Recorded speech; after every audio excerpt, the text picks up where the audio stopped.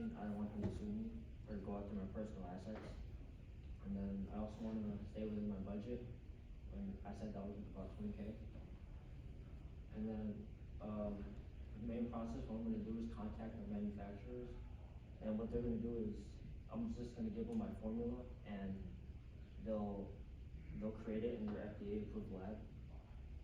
And, Do you have to, are you thinking about patenting your formula so that nobody can replicate it and kind of steal your idea here? I haven't thought about that yet, but I'll consider it. And then after I contact like various manufacturers, I'll compare quotes. And then, what I wanna do is, design a logo. So, my manufacturers will create the pre-workout, and then they'll slap like my label on the packaging. You just put it to the side, it'll follow along. And then for my product formulation, there's gonna be 2 products. So there's gonna be the non-stim version and the original version. So over there, it's not like the complete formula, but those are just like the main ingredients that are different. So for those on the original, they're just stimulants and stuff that will like improve focus. And then the non-stim version has stuff that like increases like nitric oxide and intramuscular hydration. And then for marketing, what I'm gonna do is just make things on social media and provide free samples at the gym. Okay, so free samples is kind of your initial way to be able to market for it? Yeah. That everything? Yeah. Okay. All right, so 20K to start with, you get 2 separate product categories, right? And you're using primarily social media and free promotions and free products, right? Yeah. To test out. What are some of the issues you think initially you're gonna come against with this sort of breakdown? I think it might be expensive, cause, another company that I know does this, they're, like, they have like a YouTube channel, and they're talking about how like expensive it was just to like use like one of the ingredients I mentioned, which was L-citrulline. So I don't know how much I can profit off of it if I wanna charge like $50 for it, and then I can pay a lot. Now, with that particular company, right? Were they saying, hey, the amount that we put in per unit product is expensive? And so maybe you could think of a way to either make a bigger batch or a smaller batch to sort of mitigate that price per unit? Yeah. Or, you're just worried about selling enough units in order to lessen that cost over a long period of time? How could you go about reducing? I think probably just creating a bigger batch would be a good idea. And like with marketing and social media, I think that would be kind of hard too, because I'm essentially starting from like 0. So like, I have to find a way to make like, I guess, some interesting content for followers. Yeah. Okay, but think of maybe like cross promotion, cross marketing. Your product is physically located in workout facilities? Yeah. Or online, just strictly online? I think I'll probably do both, like in like gyms and online. Okay, so if we're doing both, you're like, well, we are partnering in essence with this gym. Yeah. And so he's like, hey, I'll promote your stuff, right? You can help promote my stuff, and there's a win-win there, right? So you figure that out, and then also maybe with online platforms, you're like, well, I also have to create some sort of marketing partnership so that I can expand my business and get people to notice me. Because if you're not doing that, you're just saying, all right, I'm just gonna make videos and I'm gonna give away free samples. But I would probably say that cross-promotional like marketing tactic, working with different companies. You could think even maybe certain exercise programs, right? Who may benefit more than this, than other exercise, maybe even workout manufacturers, like people who build equipment factors, right, cross promotion. I would say, kind of focus on that too, like how you're really gonna build this brand by working with pre-existing companies already in the industry. Okay. And like using them and them using you and figuring out how it's gonna work on a cost sort of, structure. Alright, looks good so far, looks good.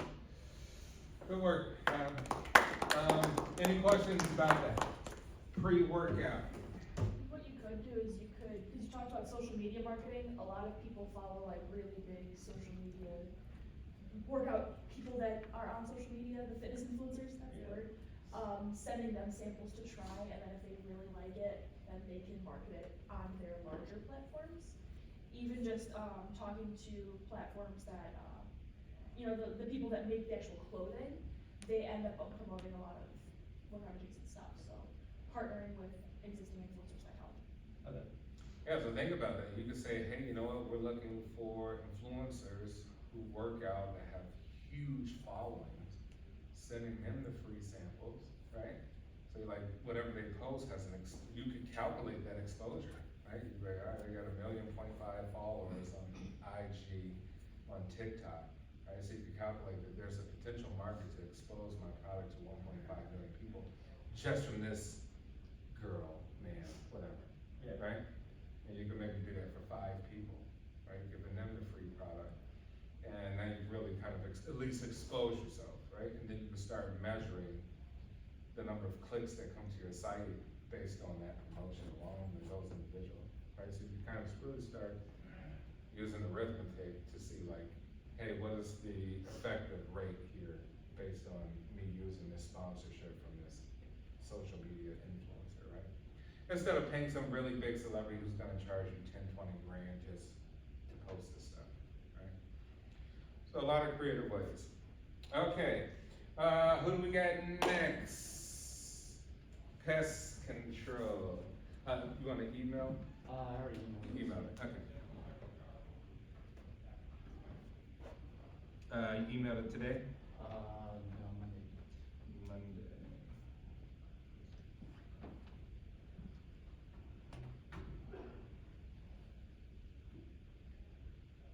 Right here, right?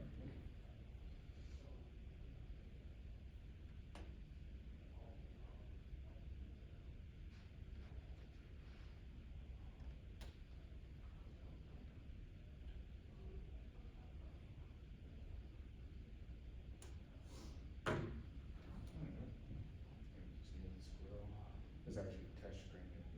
I'll just look on this one. Okay, cool. So I split mine into 3 groups. I did financial, operations, and management. And for financial, I talked about how I'm like trying to make deals with like local distributors to like, get discounts and stuff on like bulk inventory. Insurance, I actually talked to a guy the other day that opened the zone pest control, and he said I'd have to get about like $2 million liability coverage, which would be about $1,000 a year, which isn't terrible. Here in the Chicagoland area or back in Arizona? Yeah. Cool. And that would also include renewal of my license yearly, which would be an additional like $150. My estimated startup would be around 15,000, and then an additional 15,000 later on to buy another work vehicle. Where's most of this money for the 15K going towards? 15 would be for equipment, marketing, and also like kind of just like just creating the business overall. Yeah. Because there's a bunch of fees that I have to include to get like registered and get the license the first time, but to get hours and all that, just to get processed. So this is what the idea is, that it's just you at the beginning Yeah. doing So the yeah, work. it'd be around 15 just for me at the beginning. How come you don't wanna have an additional? I was planning on just doing me at the startup, just to get everything rolling first, and then once I have everything figured out and I have like the regular customers, then I would eventually bring on another driver to then work on that, and then I'd branch out farther and farther. Okay. operations, this just talked about handling all pests, mosquitoes, start in residential areas and then work into commercial later on. So the demand out there in Arizona, when you looked into like pest control, what is the major group of pests that people have a demand for? Scorpions. Scorpions is number one, even over roaches, ants. It depends on the area, so Mhm. like, more like, if you think of like Phoenix, North Phoenix is more scorpions, and then more central Phoenix is more like roaches, Gotcha. depending on the area. So do you think eventually, so think about this long term, do you think eventually you wanna be a scorpion pest control specialist? And now you say, hey, you know, I've simplified my product that I need to get rid of these pests. I've simplified my process, and I've simplified just the target that I'm going after, which is just be completely just scorpions and nothing more. And maybe, I don't know, maybe, I think I'll probably incorporate that in there, that I'll Yeah. like specialize in scorpions, but then I'll have everything else, yeah. so I can still make money everywhere else. Yeah. I don't have scorpions. Cause think, you know, we're, in business, uniqueness is a thing, right? So Yes. it's like, hey, when someone thinks of your company, is it just another pest control, right? Yeah. Or if someone thinks of your company, it's like, hey, this guy really gets rid of scorpions, but he also can get rid of other things too, right? So, just kind of keep that in your sort of impression on, for your consumer, like, when they envision your company, what are the first thoughts they think about, right? And if it is scorpions is the major emphasis, that could be incorporating a logo, something of the sort. But if not, then you may potentially just become another general pest control company. Yeah. Which, you know, if you say, hey, I'm using Google Ads and I'm doing all this stuff, like, might be more difficult to find who you are as opposed to say scorpions. Yeah. Be more easier. There's something to consider, like how you wanna go about, driving that demand, cause all, like, what are you using to drive demand here? Okay. And then just talk about management for the last topic. Basically, just incorporating how it'll just be me at the start, and then I use QuickBooks for the accounting portion. And then later on, I hire another driver. Alright, what, major challenges you see with, like, your startup, like, just getting it going? I feel like marketing would be pretty difficult, and then also getting the amount of hours to open, like, to make it to where I can run under myself. You have to be a limited, like a number of hours that you have to get. Yeah. So I have to find someone to let me work under to slowly build my business, and then to where I can just run it myself. And then finding employees that are willing to actually work. It's Yeah. kinda hard to find people that are motivated. You know, so with consideration, you're saying, hey, I'm in this business because I like to do this, right? Or you say, hey, I'm in this business to maximize potential.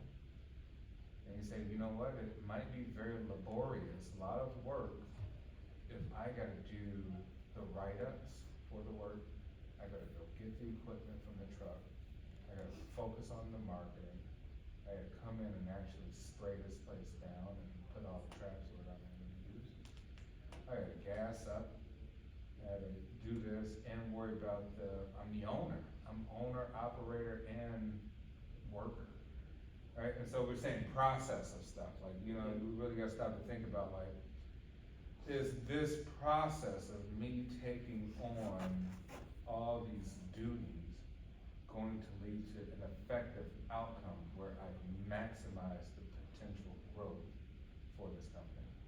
Because you know, you have to always be thinking about competition. Right then, there's a guy who just started, but he started with 5 guys. So you're like, well, what is the potential growth for that guy who just took on more risk than as opposed to me, who's trying to be less risky, go slow and figure it out. Where someone else says, I don't I know I'll figure it out, but that's not what it's about. We'll figure it out, it's a natural progress of business, is figuring it out later. But I'm starting with capitalizing, getting 5 times as many, clients as my competitor, right? Yeah. So something to think about, right? Because it's like, hey, process is important. So when you start breaking down your process, and I'm like, hey, you can only be at one place at one time. Someone else has immediately come out the gate and said, you know what, I'm just gonna get the extra money to get 3, 4 more guys. But even on process of that, you're like, hey, money's an issue. I just need the process of how we go about taking care of scorpions and all this, and I'm gonna give the equipment to the guys who are in their cars, slap up a logo on the side of their vehicles that they already own, right? I'll reimburse them for whatever fuel, whatever, right, since they're doing that with their own vehicles. I'll figure something out creatively to where I'll reimburse them, but now I get 5 employees, right? How, out hitting the pavement, exposure rate increases, right, your advertising rate, clients, all of the above. So, because remember, in this class, we're focused on how to create the greatest operations possible to have the maximum potential growth and output. And in that process, how to like dwindle it down to be the most efficient and effective process possible, right? So, I mean, that is a real question, and one would say like, hey, you know, he started, but it's just him, but he got competitors out there who already got 10, 15 people out the gate. Right? So something maybe go back and think about, right? Because if not, you're gonna say, well, how much money can you actually make? You're like, well, I've estimated in the first year, I can make, I don't know, $80,000, right? But you're like, well, multiply by 5, right? You kind of like, you can make $400,000.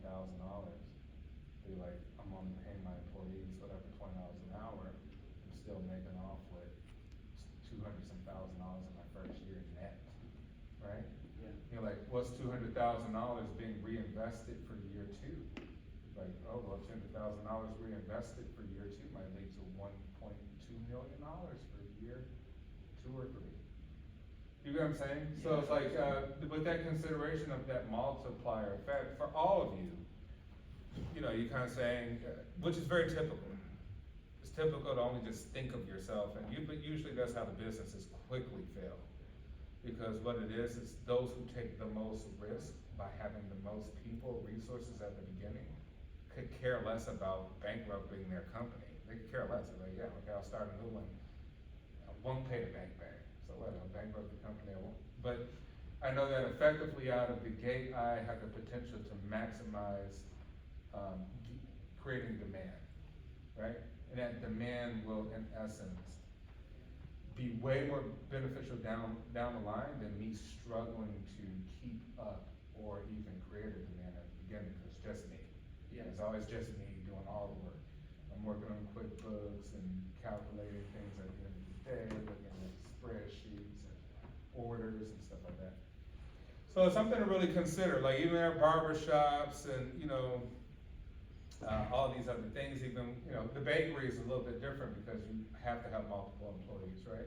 To start with, you're not just one person in the bakery. But something to consider, say, hey, let me think of the type of numbers of employees to help do these process of this business to maximize year 1, year 2, year 3 outcomes. Yeah. Right? So think about that. Yeah. You may need to take on a little bit more risk than what you're kind of giving yourself credit for. Yeah. Right? All right, thank you. Thank you so much. That was great. All right. Who's next?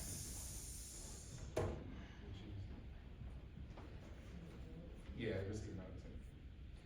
Right, I mean, we're thinking of real businesses. It seems like things you guys actually want to start. And so the thing is it good to be hesitant and say, I want to go real slow? Or is it good to be, no, slow doesn't equate to maximal growth. right? At the end of the day, what I've learned from a personal perspective is, how did I start? I mean, I've told you, I got my MBA, I went to Dominican, right? And I got a PhD in, something else. But at the end of the day, like, even when I was at Dominican, I was like, we're business students. What can I do to maximize my time here in college? Because I want to just be sitting here, doing work all the time. I made $30,000 in selling books to the other students in 2 years, right? How did I do that? I knew somebody at these publishers, Pearson, all these other places. They were able to get me the ebooks. I was able to sell it for extreme discount to students instead of paying $200 with their financial aid money at the bookstore, in which case I felt they were being ripped off, right? My professors later on probably didn't like it. They was like, Mr. Ross, this seems a little bit unethical, blah, blah, blah. I'm like, well, I found it was unethical for them to be ripped off by the bookstores too. And I said, we're here to make money as business students. Literally, you're here to be a shark. If you're not a shark, then you probably have a failed business, right? We're here to compete. So I was a student competing with the bookstores, right? I had access to the materials that students need, and I sold it to them. I beat out the bookstore in terms of price, right? And I was rewarded for that. So we gotta be thinking at all times, business students, right? You have to take on the most risk possible at the beginning to maximize the demand, right? If not, your competitors have taken on the risk, and now you're already beat, right? You already lost the game in some way by not taking on the risk. What did I do later, right? Just a short little spurt. So I was working for the Blackstone Group, and in essence, what I would do is work on big accounts like Starbucks and do all this research to see which locations should Starbucks be located in certain neighborhoods. That got very boring, hit an office downtown, but I wanted to leave that. Eventually, I worked in real estate, and as like a broker for Berkshire Hathaway, and I was like, okay, this doesn't still maximize my growth. Eventually, I got into real estate investment, and I did private equity. Like, what's private equity, right? If you look up a lot of these major corporations, they're owned by private equity groups and companies. But I did it for real estate. What I would do is like, hey, I knew people who had money from being a broker with Berkshire Hathaway. And I would work on like the Gold Coast, downtown, and people who had major money to invest. So I reached out to past clients to say, hey, you know what? You have extra money to invest. You know, you got your stocks, bonds, mutual funds, insurance, life insurance, all that. But how about me create my own vehicles, investment vehicles, funds, as you call it, almost like hedge funds or mutual funds, so that we can purchase entire buildings,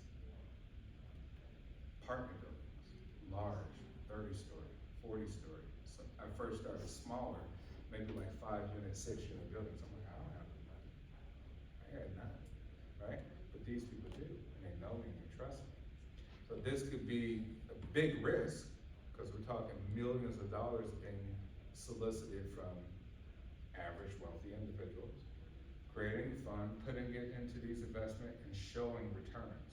How do I show returns? Well, there are already pre-existing rent rolls to show what these places made. Now, depending on the situation, who already owned them, people could have been bankrupt, the landlord could have moved, people could have died, estate issues. But initially what I did was take that idea of having no money, getting other people's money, which is very risky, showing how I can make them a return just like they will with their stocks and bonds, and now I'm owner of buildings, right? And they could pull out, I have contracts written up, right, to show when they could pull out, what year they could pull their money out, but they didn't, because it showed that we could increase the rents, we could make improvements on the building, and everybody wins. But at the end of the day, I would essentially be left with majority share ownership, because that's written up in the contract. Like eventually, so I started owning buildings with no money of my own. And I was like, well, Chicago's really cool, but it's very expensive. It's expensive in the United States. Wouldn't it make more sense to even use some of that money to go over where there's cheap properties all over the world? Maybe I could buy up multiple properties in one investment swoop, right? Peru, South Africa, all sorts of places. The point is, like, yes, you may not think that you could do much because you're like, hey, I'm just a college student, I don't have that much money, yada, yada, yada. But if you really put your mind together and think there's potential, there's always growth potential because there's people who have money to invest, always, right? Besides the banks, there's people willing to invest at the beginning. Jeff Bezos didn't have all the money for Amazon. Some people lent him $10,000, $20,000. What do you think their $20,000 is worth today for Amazon? Billions, right? So the point is to be selling these ideas. You're like, hey, I have the greatest idea ever for pre-workout, right? And somebody's like, hey, I'll put in 5K. I'm like, good, now I can buy me some more product. We can expand the business, right? Let me get 20 people to give me 5K so I can sell it, present it to them. Hey, mind if I show you about my product? What I'm trying to do, I need an investor, right? Here's your potential return in year 1, year 2, year 3. Right? The same goes for your business, the same with the barbershop. But the thing is, you have to be extremely confident in this and sort of oversell the idea, taking on more risk so that you know you have a ton of growth potential at the end, right? And don't be doing it all yourself, right? You're the owner, you're the idea person. You're not gonna wanna, I'm telling you I'm not gonna wanna work in the things I engage in. I want to lead the idea and the mission, the vision, right? The cleaning company, right? It's the vision. What's the ultimate goal? I don't know. 100 skyscrapers in Chicago, New York, Miami. I don't know. Hotels. Now we only work with hotels, but that should be the vision. And you want to control the vision. You don't always want to be the person still scrubbing the toilet, right? You don't always want to be the person spraying. You're like, I got the vision. I know how to do it. But you're not going to be the one driving every morning. You'll spray, right? Something to just consider, right? Sometimes you have to kind of take yourself out of the actual work and talk more about the concept or idea of how you're going to maximize this. Even with the bakery, right? You say at the beginning it might be exciting. It's exciting because I'm here, I can touch it, I can see it, I can smell it. But eventually you say, hey, this actually could work. I need to scale up operations and open 5 more stores before my competitors see what I did. Because someone's gonna observe what you're doing and just replicate it, right? So you always gonna have new competitors. All right, so consider that moving forward. Did you just email that to me now? Yeah. All right.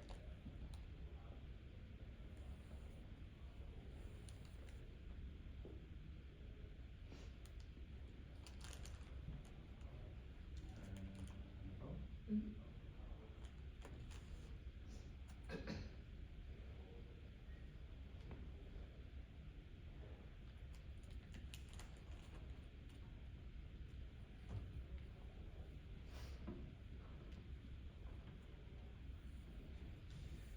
Okay, we got Crafty Creations. Maybe this will be our last one for today.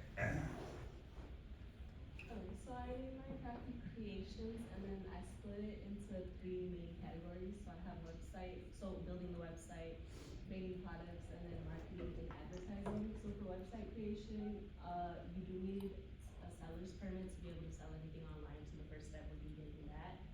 And then I said gather research information and decide on the website's format / design. So a lot of businesses tactic their website to a way where it draws people's attention. So kind of doing research to see like what people would be interested in for that specific type of thing. And then actually developing the website, putting the products up on the website, and then doing test orders to make sure that everything like goes smoothly and that customers can actually use it. For product creation, same thing. I said gather research information, so just kind of figuring out what people want. So mine is like you're doing custom things. So my idea was like cups, phone cases, like just like stuff like cases for all your technology, and then t-shirts possibly or like hoodies. And then oh, I spelled it wrong. I meant to say determine what products to sell. So kind of narrowing it down and then determining what pricing will be. and then purchasing materials for the actual machine and to actually do the orders, and then creating test products. For marketing and advertising, I said create social media pages, add the link to the website on there, and then uploading all the photos so that people can actually see what we sell. And then, later down the line, this wouldn't be like right now since it's just starting up, but possibly collaborating with other brands and people to gain more exposure. And then I thought that social media is often a good place to get feedback from customers, so just gathering feedback for improvement. Alright, excellent. Alright, so with Crafty Creations, you are taking pre-existing things like t-shirts, cups, and adding design Yeah. elements to them. In terms of the process of adding those elements, is it like handcrafted things, or you using machines? So Like, there's a machine called the Cricut, so that's what I was saying on there, so Mhm. it, basically like it prints out the design and you just stick it onto whatever you're doing, or like if you're doing clothes, then you have to like iron it on specifically, but it's pretty easy, I've done it before, so. Okay, so it's just like some adhesive that Yeah. basically goes on top of that. What have you seen has been like a challenge in this market? I think the hardest part honestly would be just getting consumers, because a lot of people do custom things, so I think just kind of figuring out how to stand out from everyone else would be the hardest part. Did you look at like how to price sort of each item you'd be selling? Yeah, I did kind of look into like what other businesses price, and it's not too bad. It just kind of depends on like how hard the design would be. Gotcha. And is this you gonna have a physical location, or is just on the It's just online for And now. you just keep an inventory at the house and, Yeah. and stuff like that? Okay, alright, good job. Alright, excellent work, everyone. We'll continue with our last individuals on Friday.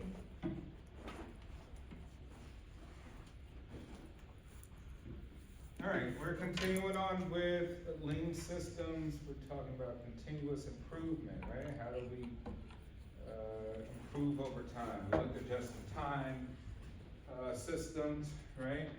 Looking at taking orders in right when they receive as opposed to holding inventory. We said the traditional approach, inventory is held as a buffer for the just-in-case sort of situations, right? Just in case customers want more things. But we say that's inefficient, right? Because holding inventory has a cost, buying a ton of inventory that you're not even sure you're actually gonna sell. Now, either the inventory has to be liquidated because it's been bad, especially if it's like perishables or things that become obsolete over a short amount of time. So we're saying the traditional system use inventory, water to buffer the process from problems, rocks that cause disruption. Right, so we say here are the issues. These are issues that will always happen, particularly in a manufacturing setting. We say material handling, poor training, breakdowns, right? Material quality problems and long setups.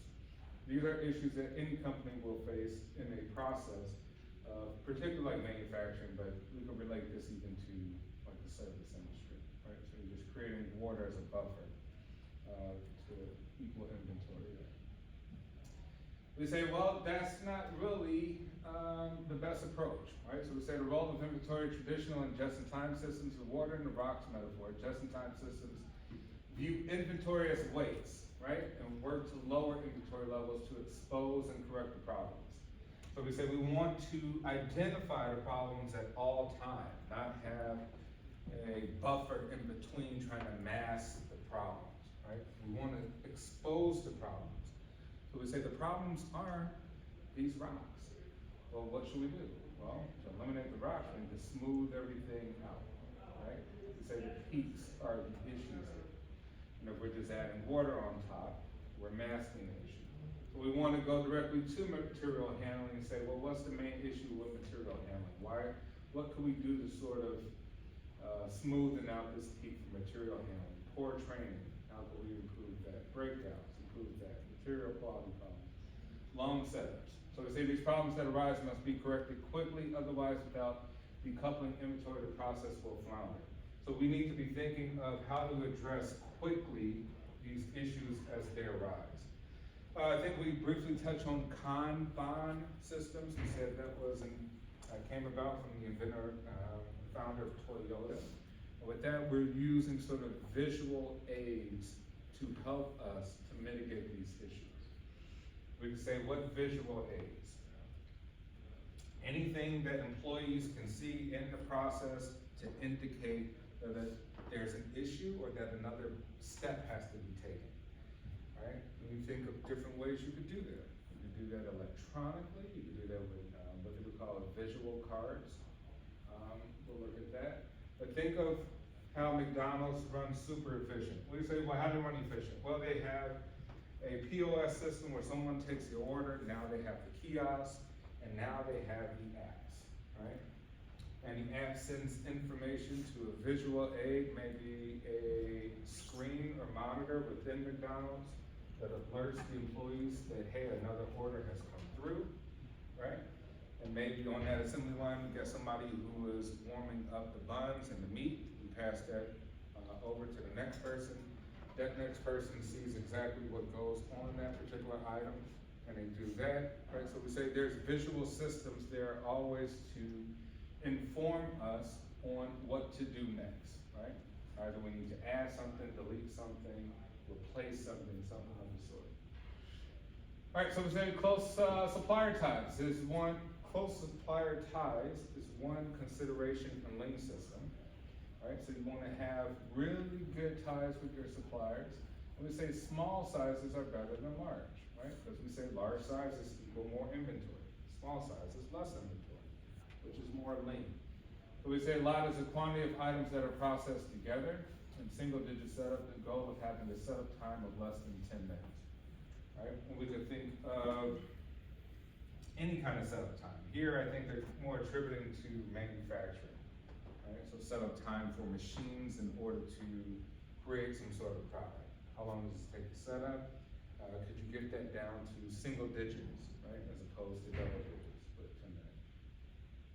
Then we got the pull method of workflow, right? A method in which customer demand activates the production of the service or item. Kind of what I talked about with McDonald's. Nothing is happening until the demand for an order comes in from a customer, and then the work begins, right? You say, well, that's somewhat of a pull method, right? You're pulling from the demand for workflow. And then we got push demand, a method in which production of the item begins in advance of customer needs. What could you think of a process or a company that does this? A method in which production of the item begins in advance. You produce in advance. And maybe we could contrast, we could say, you know what, Subway is about workflow beginning as a person comes in and orders their sandwich and going through the process of completing a full sandwich, right? Or a Jimmy John's or Jersey Mike's. Whereas opposed you say, well, there's other stores, maybe convenience stores, maybe Starbucks, right?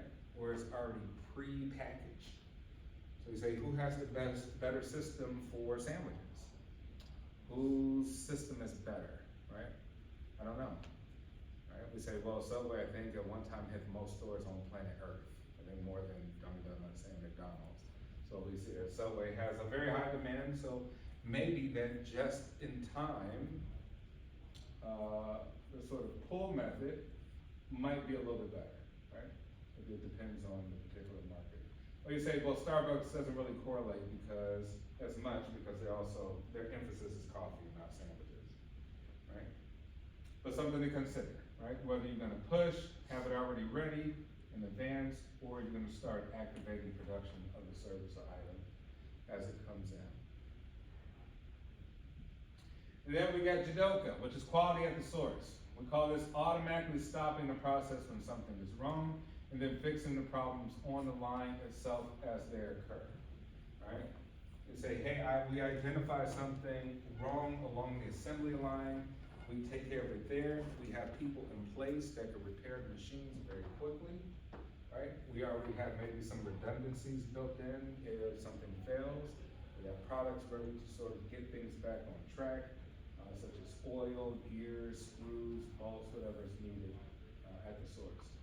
Then we got poka-yoke, right? Which is mistake-proofing methods aimed at designing fail-safe systems that minimize human error. This one in particular, I would say, is like in the airline industry, right? You're designing your process to where you have multiple sort of redundancies. So one thing fails, you have 4 or 5 things already prepared to replace the failure at the source, right? Which is you emphasizing quality at the source.